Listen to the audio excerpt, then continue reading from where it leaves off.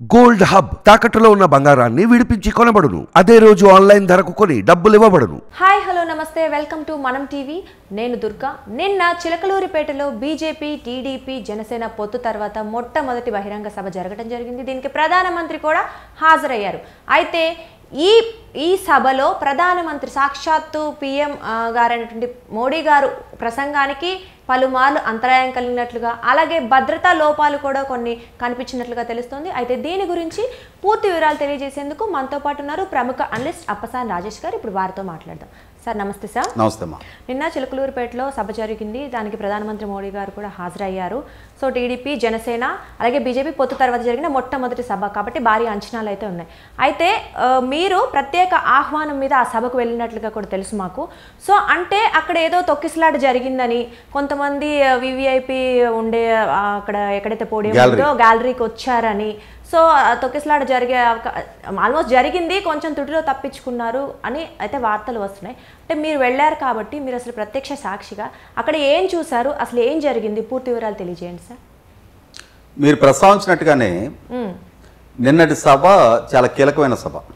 రాష్ట్ర రాజకీయ ముఖ చిత్రాన్ని మార్చగలిగిన సభ. ఎన్నికలు సమీపిస్తూ ఉన్నాయి.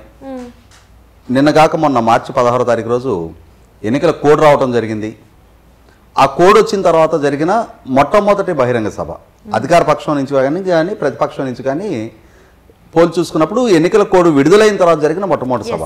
సాక్షాత్తు దేశ ప్రధాని నరేంద్ర మోడీ గారు, భారతీయ జనతా పార్టీ కీలక నాయకులుగా వారు, తెలుగుదేశం పార్టీ అధ్యక్షులు మాజీ ముఖ్యమంత్రి చంద్రబాబు నాయుడు గారు, జనసేన పార్టీ అధ్యక్షులుగా పవన్ కళ్యాణ్ గారు, ముగ్గురు కీలక నాయకులు కలిపి ప్రసంగిస్తున్న సభ కాబట్టి సహజంగానే రాష్ట్ర వ్యాప్తంగా, దేశవ్యాప్తంగా ఎటువంటి సందేశం రాష్ట్రానికి ఇవ్వబోతున్నారు, ఈ ముగ్గురు కలయిక అవసరం ఏంటి, ఎందుకు జగన్మోహన్ రెడ్డి గారికి వ్యతిరేకంగా మూడు పార్టీలు కలిసి పోటీ చేయబోతున్నాయి అని చెప్పనే ఉత్సుకత సహజంగానే ప్రజల్లో తలెత్తడం ఖాయం. ఇటువంటి సందర్భంలో రాజకీయ విశ్లేషకులుగా నాకు కూడా ప్రత్యేక ఆహ్వానం అందింది.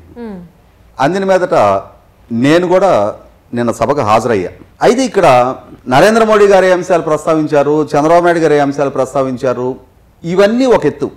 సహజంగా రాజకీయ నాయకులు రాజకీయ ప్రసంగాలే చేస్తారు. అక్కడేమి చాగంటి కోటేశ్వర గారి లాగా ప్రవచనాలు చెప్పుకోవడానికి అక్కడ సభ ఏర్పాటు చేయాలి.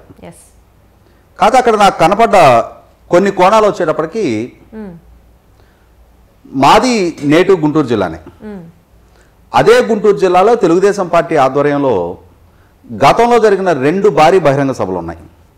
ఈ రోజుకి కూడా రాష్ట్ర బహిరంగ సభల గురించి ప్రస్తావించాల్సిన సందర్భం వస్తే కేసు రిఫరెన్స్గా వాటిని ప్రస్తావిస్తారు. అంతటి భారీ బహిరంగ సభలు 2 జరుగున్నాయి గతంలో. ఒకటి 1994లో ఎన్టీ రామారావు గారి ఆధ్వర్యంలో జరిగిన గుంటూరులో జరిగిన రైతు సదస్సు. తర్వాత 2009లో నాగార్జున యూనివర్సిటీ ఎదురుగా జరిగిన యోగార్జున సదస్సు. ఈ 2 సభలకు ఇప్పటికీ కూడా ఒక ల్యాండ్ మార్క్ సభలుగానే ప్రస్తావిస్తారు. నిన్న చిలకలూరిపేట దగ్గర బొప్పూడి ఆంజనేయ స్వామి టెంపుల్ ప్రాంగణానికి ఆనుకొని జరిగిన సభ కూడా వాటికి దీటైన సభగానే పరిగణించాలి. అంటే ఆ సభా ప్రాంగణానికి హాజరైన ప్రజలు సభకు చేరుకోలేక నేషనల్ హైవే మీద చిలకలూరిపేట చుట్టుపక్కల ఎన్ని రహదారులు ఉన్నాయి అన్ని రహదారులు. ఎందుకంటే నాకు స్థానికుని కాబట్టి నాకు అక్కడ అవగాహన ఉంది.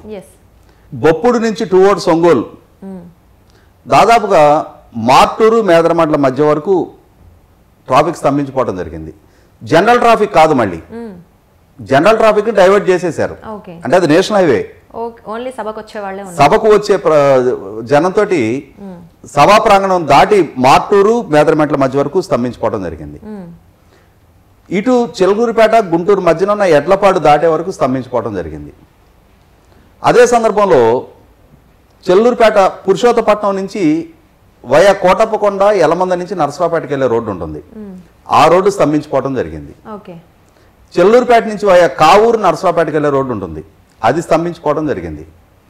చెల్లూరుపేట నుంచి వయా పసుమర్రు, పర్చూరు మీదుగా చీరాల రోడ్డు ఉంటుంది, అది స్తంభించిపోవడం జరిగింది. అంటే ఎటు చూసిన జన ప్రవాహం ఒక సునామీలాగా ముంచెత్తారు చెల్లూరుపేట.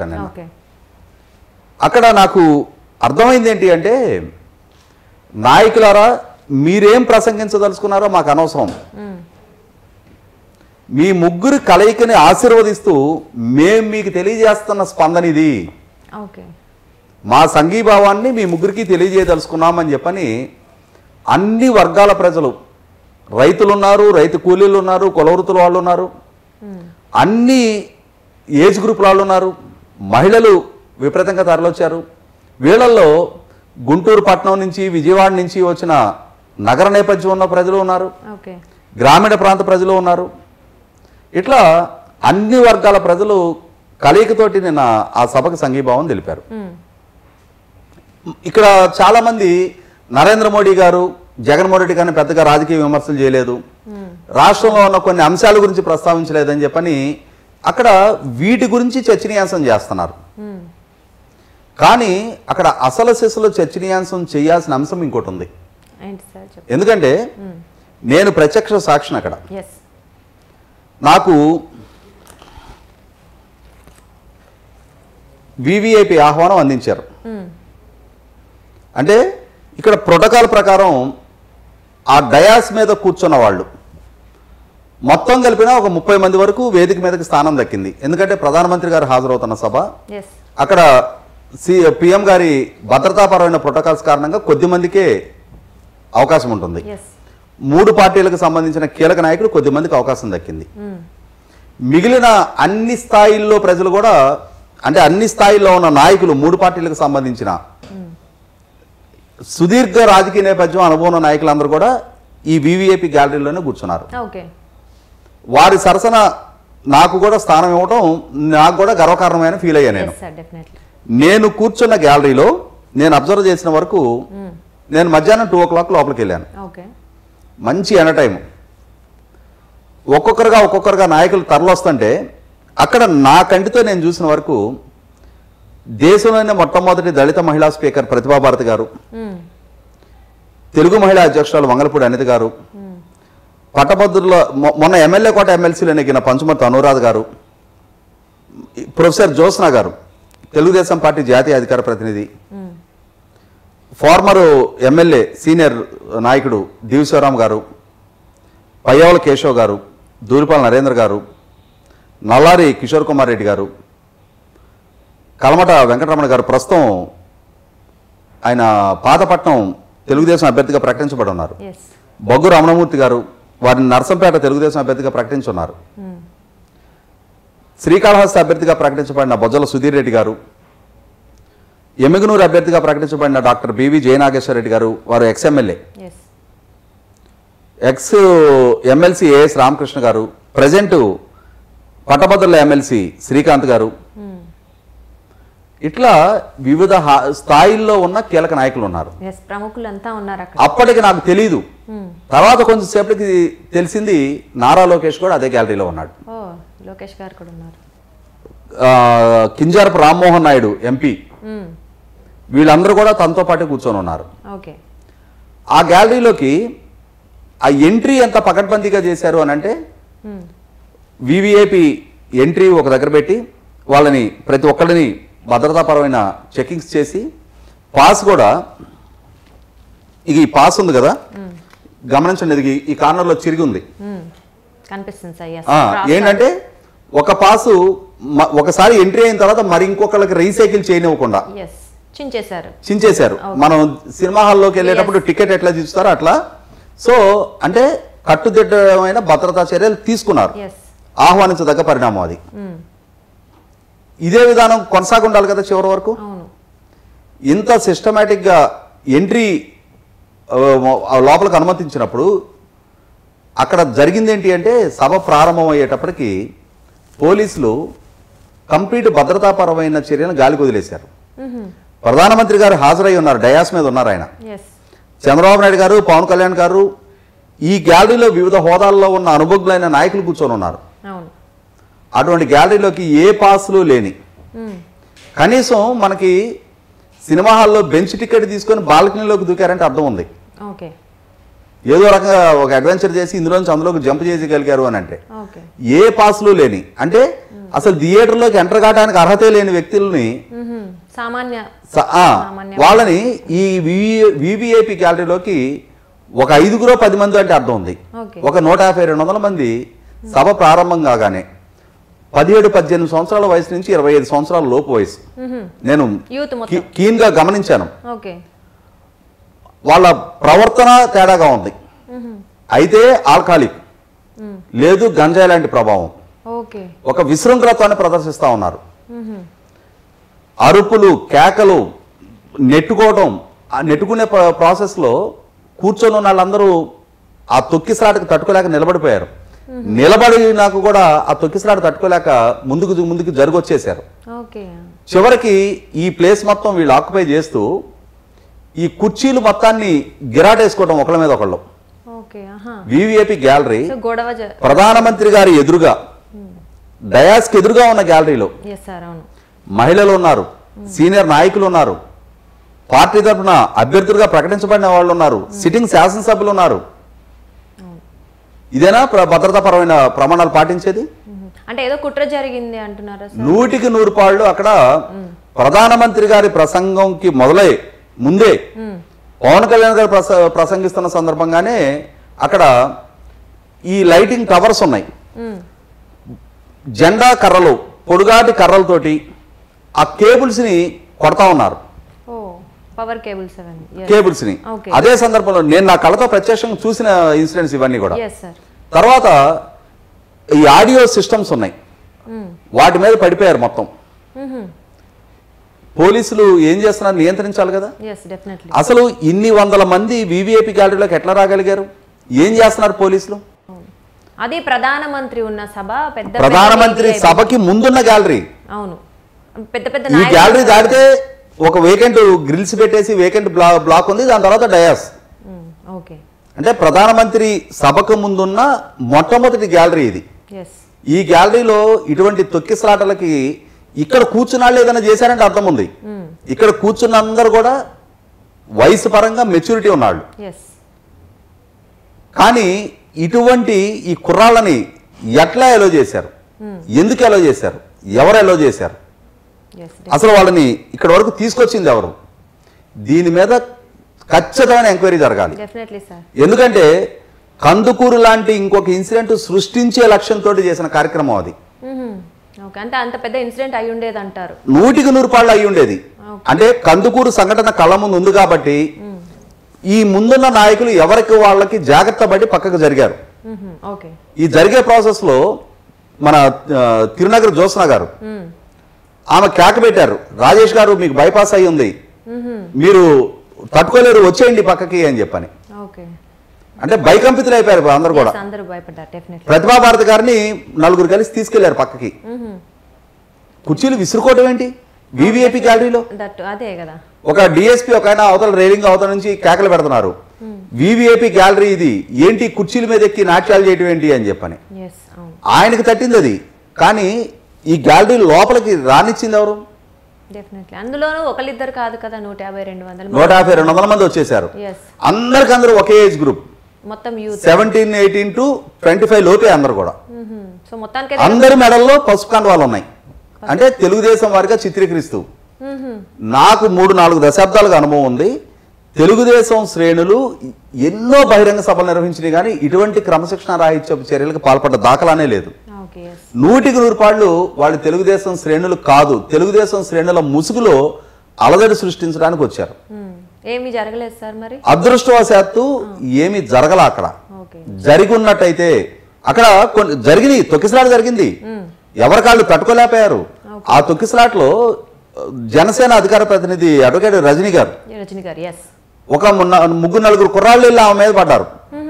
ఆమె కాళ్ళు తొక్కేస్తే ఆ కాళ్ళకి మెట్టెలు ఉంటాయి కదా, వివాహితులకు మెట్టెలు ఉంటాయి కదా, ఆ మెట్టె విరిగి ఆమెకి వేల్లో గుచ్చుకొని బ్లడ్ రావడం జరిగింది. చిన్న గాయాలయ్యాయి. సో అంటే అంతటితోటి పోయింది. ఇంకొంచెం పెద్ద సంఘటన జరుగున్నట్టయితే పరిస్థితి ఏమయ్యేదో తెలియదు. ఇప్పుడు ఎవరికి వాళ్ళం మాలాంటి వాళ్ళం మందలించే వాళ్ళని వినేవాళ్ళు లేరు.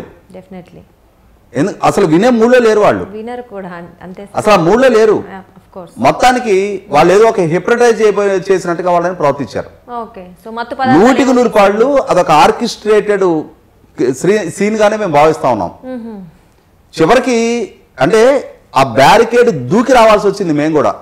అక్కడ తట్టుకోలేక అప్పటికి కూడా పోలీసులు కానీ మళ్ళీ ఎవరు భద్రతా చర్యలు తీసుకునే వాళ్ళు ఎవరు రాలేదా? వచ్చారు, ఒక 2-3 కానిస్టేబుల్స్ వచ్చారు.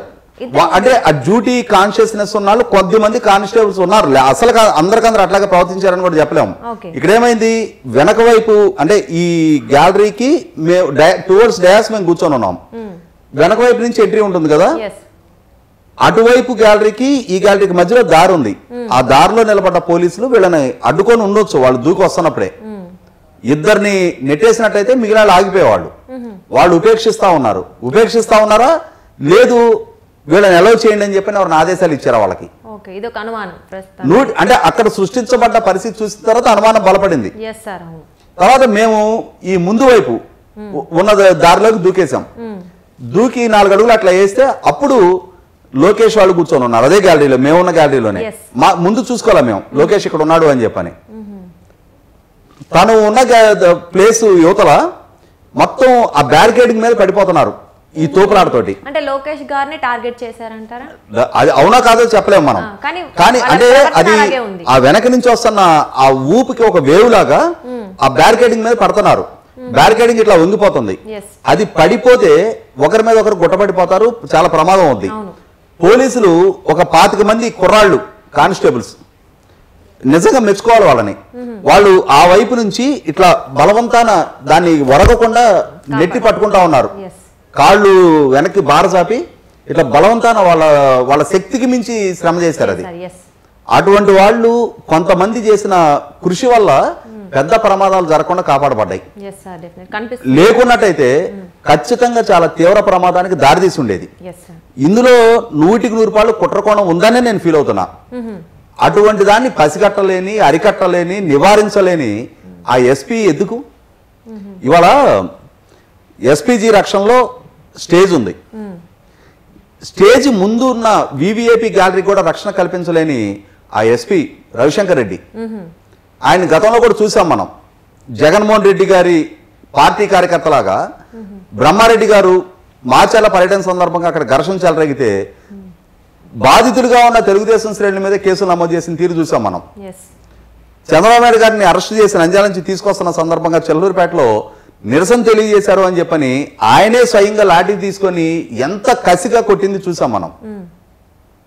నిన్న మరి ప్రధానమంత్రి గారికి రక్షణ కల్పించాల్సిన స్థాయిలో ఉన్న అధికారి ఇదేనా కల్పించిన రక్షణ? 100% ఆయన బాధ్యత రాహిత్యం, ఆయన పర్యవేక్షణ లోపం. ఇటువంటి అధికారుల ఉదాసీనత ఒక పెను ప్రమాదం నుంచి తప్పించింది అంతే. అంటే జరగాల్సింది అదృష్టవశాత్తు తప్పుకుంది. కానీ జరుగునట్టయితే ఎన్ని విలువైన ప్రాణాలు, ఏ స్థాయిలో ఉన్న నాయకుడు అక్కడ ఉంది. అక్కడ ప్రతి ఆల్టర్నేటివ్ చైర్లో కూడా ఒక కీలకమైన నాయకుడు కూర్చొని ఉన్నారు. ఆ నియోజకవర్గాల్లో ఇన్ఫ్లుయెన్షియల్ పీపుల్ వాళ్ళకి కొంతమందికి పాసులు ఇష్యూ చేశారు. మనకి నిత్యం మీడియాలో వార్తాపత్రికల్లో చూసే పేర్లు దశాబ్దాల కాలంగా తెలుగుదేశం పార్టీ రాజకీయాల్లో కీలకమైన నాయకులు, సుదీర్ఘ అనుభవం ఉన్న వాళ్ళు అందరూ కూర్చొని ఉన్నారు అక్కడ. అదృష్టవశాత్తు ఏ దురదృష్టకర సంఘటనకి దారి తీయకుండా ముగిసిపోయింది అక్కడికి. ప్రధానమంత్రి గారు ప్రసంగిస్తుండగా ఆడియో బోర్డు మీద పడి అక్కడ డిస్టర్బెన్స్ క్రియేట్ అయిన పర్యవసానం, ఆ కేబుల్స్ డిటాచ్ అయిన పర్యవసానం ప్రధానమంత్రి గారు 4 సార్లు ప్రసంగించకుండా ఆగిపోవాల్సి వచ్చింది అని అంటే ఎంత అవమానకరమైన పరిస్థితి. చాలా కనిపిస్తుంది భద్రతా లోపాలు ఎక్కువగా ఉన్నట్లు. అసలు ప్రధానమంత్రికి ఆ స్థాయి పరిస్థితి ఎదురుకాటం అని అంటే ఎవరు బాధ్యులు దానికి? 100% అక్కడ ఎస్పీ బాధ్యులు, మానిటర్ చేసుకోవాల్సిన అధికారి, ఇటువంటి వాటిని ప్రెడిక్ట్ చేయాల్సిన అధికారి. చేయలేకపోవడం అనేది ఇంటెలిజెన్స్ వైఫల్యం. రెండోది ఆ అధికారి బాధ్యత రాహిత్యం. ఇక్కడ ఇదే అధికారి నిన్న తెలుగుదేశం అధినేత చంద్రబాబు నాయుడు గారు, పవన్ కళ్యాణ్ గారు ప్రధానమంత్రి గారికి జ్ఞాపికలు ఇవ్వాలి అనుకున్నారు. రేపల్ల సిట్టింగ్ ఎమ్మెల్యే అనగానే సత్యప్రసాద్ గారు ఆ జ్ఞాపికలు డయాస్ దగ్గర క్యారీ చేస్తున్నారు. పోలీసులు ఆపేశారు ఆయన్ని. ఇవి ప్రధానమంత్రి గారికి బహుకరించాల్సినవి అని చెప్పని మా ఎస్పీ గారు చెప్తే కానీ నేను బోనేయమంటారు. ప్రైమ్ మినిస్టర్ సెక్యూరిటీ వాళ్ళు ఆయన ఎలో చేయండి అంటున్నారు. వాళ్ళు క్లియరెన్స్ ఇచ్చారు. ఇచ్చినా కూడా అధికారులు మా ఎస్పీ గారు చెప్పాలంటున్నారు. ఎస్పీ గారికి చెప్పాలి సరే, ఫోన్ చేయడానికి అక్కడ నెట్వర్క్స్ మొత్తం జామ్ అయి ఉన్నాయి, జామర్లు పెట్టారు, ఫోన్లు కనెక్ట్ అవట్లా. మరి ఈయన సిట్టింగ్ ఎమ్మెల్యే ఎస్పీ గారిని ఎవరు పిలవాలి? ఈ అధికారాన్ని పిలుచుకురావాలి కదా. పోనీ ఎస్పీ గారు ఎక్కడ ఉన్నారని మాట్లాడతారంటే ఎక్కడున్నారో మాకు తెలియదు, ఇక్కడ లేరు. ఓ ప్రధానమంత్రి గారికి అందించాల్సిన జ్ఞాపికలు డయాస్ మీదకి జారలా, అందివలా, ఇవ్వలేదు అసలు. ఇవ్వలా. ఓకే. సో మొత్తానికి 100కి 100 అక్కడ ఇబ్బందికరమైన పరిస్థితులు సృష్టించాలనే లక్ష్యంతో సృష్టించినట్టుగానే కనిపిస్తా ఉంది. ట్రాఫిక్ ని నియంత్రించే ప్రాసెస్ లో కూడా సీనియర్ భారతీయ జనతా పార్టీ నాయకుడు ఎక్స్ఎమ్మెల్యే విష్ణుకుమార్ రాజు గారు ఆయన వెహికల్ అలో చేయక ఆయన రోడ్డు మీద కూర్చొని ధర్నా చేశారు. 100కి 100 అక్కడ ఒక కుట్రపూరిత చర్యగానే నేను భావిస్తా ఉన్నా. కొంతమంది ఉద్దేశపూర్వకంగా ఒక ఉన్మాదంతో చేసిన చర్య, అది పెను ఉత్పాతానికి దారి తీయకుండా అక్కడున్న బొప్పుడు ఆంజనేయ స్వామి దయాదాక్షిణ్యాలతోటే కాపాడాడని చెప్పని ఫీల్ అవుతున్నాను నేను. ఎస్ సార్, మొత్తానికి మీరు ప్రత్యక్ష సాక్షిగా చెప్పినటువంటి వివరాలు వింటే మాకు కూడా అర్థమవుతుంది అక్కడ ఏదో జరగబోయేది, జరిగి ఉండేది. కాకపోతే దేవుడి దయవలను అదృష్టంతో ఇవన్నీ తప్పి ఏమీ పెద్దగా ఏమీ ఇబ్బందులు పడకుండా అందరూ కొంచెం సేఫ్గా ఉన్నారని. ఏదేమైనప్పటికీ సాక్షాత్తు ప్రధానమంత్రి పాల్గొన్న ఇటువంటి పెద్ద పెద్ద నాయకులు, వివిఐపీలు ఉన్నటువంటి ఇలాంటి సభలో ఇలాంటివి జరగడం అంటే నిజంగా భద్రతా రాహిత్యం అని అనుకోవచ్చు. అంటే దీని వెనక ఏమైనా కుట్రుందా, లేకపోతే అనుకోకుండా జరిగిన సంఘటన, లేకపోతే కావాలని ఎవరైనా అది ప్లాన్ చేశారా అనేది అయితే మొత్తానికి విచారిస్తే విచారణలో తేలే అవకాశం ఉంది. చూద్దాం సార్, అంత మంచి జరగాలని కోరుకుందాం. Thank you sir.